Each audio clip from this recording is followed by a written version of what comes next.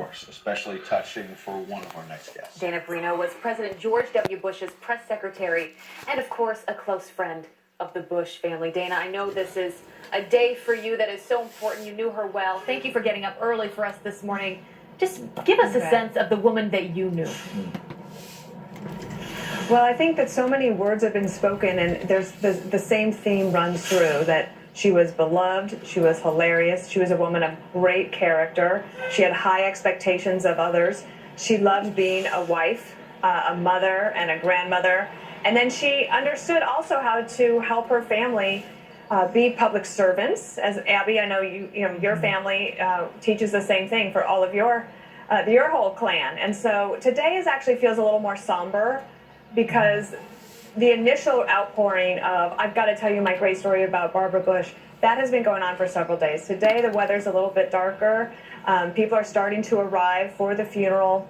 And I just found out, Abby, that George H.W. Bush is going to wear some book socks in order to pay tribute to his beloved's literacy efforts. Yes, I thought that was very sweet. I just love that. Well, Dana, we all saw that moment yesterday, as I know you did. You can see here George H.W. Bush next to the coffin of the woman that he loved, was married to for 73 years.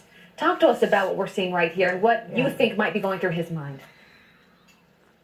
Well, he wanted to put out a statement last week thanking everybody for their thoughts and prayers. He says that he can feel them. He's in pretty good spirits, of course, heartbroken, but surrounded by family and friends. And then he wanted to personally be there and shake the hands of people that were coming through the line. That was at around 1 o'clock yesterday. She laid in repose for 12 hours yesterday. Over 6,000 people came from their places of work, after work, in order to pay their respects to her. And I think today what you'll see at the funeral, which Fox News will take live, is a celebration of her life and a chance to just pause and be quiet for a moment before we move on, as Barbara Bush would have wanted us to do. Yeah, Dana, I've probably known your husband Peter now for over a decade, and he's a great guy, and he had a fun interaction, as I recall you mentioned a couple days ago with Barbara Bush. Well, he has had a couple. One of them that I love is we were talking about the importance of thank you notes, and I'm a big proponent of it. And we returned home from the trip. He wrote a thank you note. I had immediately gone on to another trip. Well, he didn't have the address. By the time the note got there, it was 2 weeks late. We saw them about a month later, and the first thing she said to Peter was, well, that was the latest thank you note I ever received. But then she winked at him. And something I think that's really important to know is that she did have high expectations of people. She was a traditionalist. But very importantly, she said the only thing she ever regretted were the moments when she was not kind. And she also was not judgmental in any way, and she'll be certainly missed. She found that perfect balance of being tough and so warm. Dana, no one better to talk about Barbara Bush with us this morning. Thank you for that, and enjoy today celebrating a remarkable life. Thanks, Dana.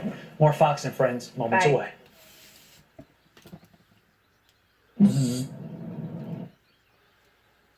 In regard to the Bush family, I'd like to say it was one of the most horrifying experiences that I had to go through whenever that I was falsely accused of going to Washington, D.C. to try to take out George Walter Bush in being an assassination attempt. That event was one of my first Homeland Security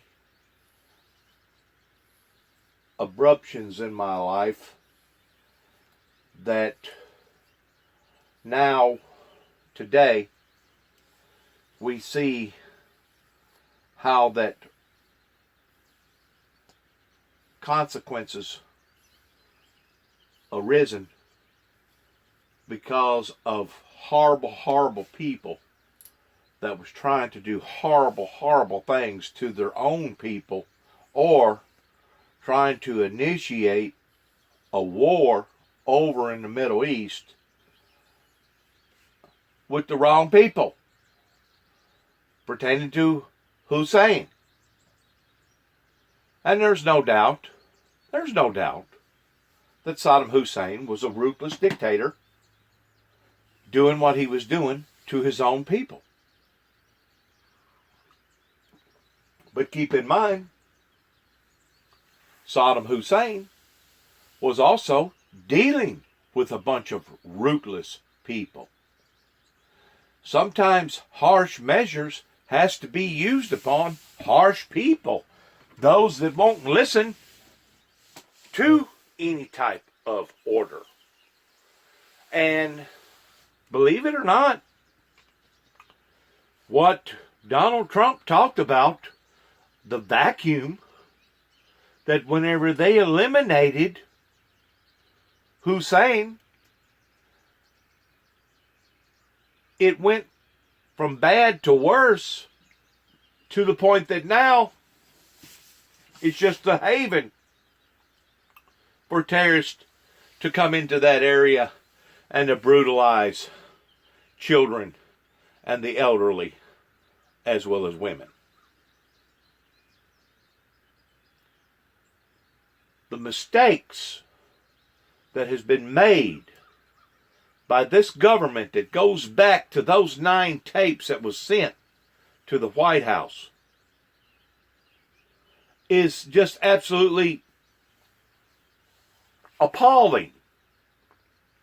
To think that because of evil, demonic pride, prideful men, has put us where we are right now, towards being upside down like we've never been before. So in honor of the Bush family, once more in the closing chapters of Miss Barbara Bush, that done so many magnificent, marvelous things for so many people, coming from the Jackson family to the Bush family, we want to give our condolences to all of those who have been grievingly stricken, and our prayers go out to all of you in the regard of this